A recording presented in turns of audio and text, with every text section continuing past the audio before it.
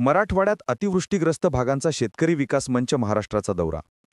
मराठवाडा शेतकरी विकास मंच महाराष्ट्राच्या शिष्टमंडळाने नुकताच नांदेड व लातूर जिल्ह्यातील अतिवृष्टीग्रस्त भागांचा दौरा केला. या दौऱ्याचा उद्देश शेतकऱ्यांच्या झालेल्या नुकसानाची प्रत्यक्ष पाहणी करणे व सरकारकडून त्वरित मदतीची मागणी करणे हा होता. 1. नांदेड जिल्ह्यातील दौरा.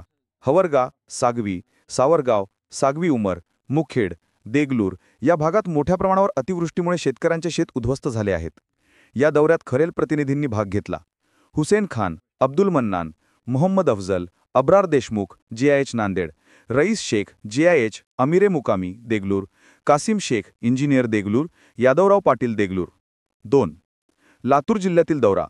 सेलू, माजरा बॅरेज, शिवनी, भिसेवाघोली या गावांमध्ये झालेल्या नुकसानीची पाहणी करण्यात आली. शेतकऱ्यांची व्यथा ऐकून घेण्यात आली आणि सरकारने हेक्टरी 50,000 मदतीची घोषणा करावी अशी जोरदार मागणी करण्यात आली. या दौऱ्यात सत्तार पटेल यांची विशेष भेट घेण्यात आली. सत्तार पटेल हे शरद जोशी शेतकरी संघटनेशी निगडीत होते.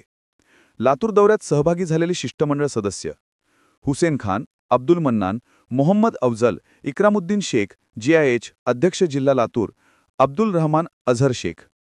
शेतकरी विकास मंच महाराष्ट्राने सरकारकडे मागणी केली आहे की मराठवाड्यातील शेतकऱ्यांसाठी तातडीची आर्थिक मदत जाहीर करून ओला दुष्काळ घोषित करावा.